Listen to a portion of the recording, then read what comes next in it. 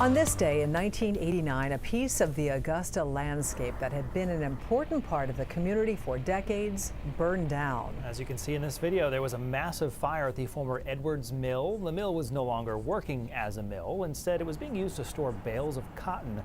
And that certainly contributed to the incredible growth of the flames that night. There were workers in the building when the fire started. They managed to escape unharmed. Now, the building was an anchor of Augusta's Sand Hill neighborhood, and many families off Northern Avenue had some kind of connection to it. And many of them turned out to watch as it burned. Here's News Center Maine's John Impemba, who spoke with residents that night. All the dozens of people could do is watch helplessly as this brick monument of their past slowly melted in flames. The Edwards Mill has been a part of Augusta since the mid-1800s. Until this decade, it's been one of the city's largest employers. With the fire, though, any talk of revitalizing this mill is gone up in smoke.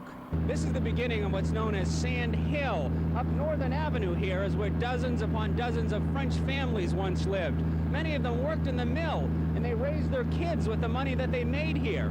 Everything was thriving until the early 1980s, when the mill shut down. My parents brought up 16 children working there. It has a lot of meaning because if it hadn't been for that place, them not having an education or anything, we probably wouldn't have, had the things that we did have. And so it is sad to see that building come down. James Elliott and his family also grew up making a living in this mill. Elliott was stunned when he saw the mill burning. I came out to warm my vehicle up, and I just happened to look up, and I seen a cloud of smoke. It was almost like a bomb going off, and it's too bad. I mean, a lot of people work there. A lot of people have memories from there. Myself, I enjoyed working there, and I made good money and everything, but unfortunately, it just came to a close, and there's nothing we could do. Before it closed, sending hundreds of people to the unemployment line, the mill was one of the largest and last cotton mills in New England. It had to happen, especially in the last 6 or 7 years where it's been empty. Because of the fact that all those floors, it's all matched wood, and it's about 4 inches thick, and they're all saturated with grease, oil, and everything else from the machinery. The neighborhood around the mill has changed over the years. Many of the French families have died or moved on. Still, many feel this mill has been a part of the past that's helped them into the future. Quite a fire. And that was John Impemba reporting in Augusta in 1989. As you can imagine seeing the video, the firefighters knew they couldn't save the part of the building where the flames were, so they focused on wetting down the wings that were still standing at the time.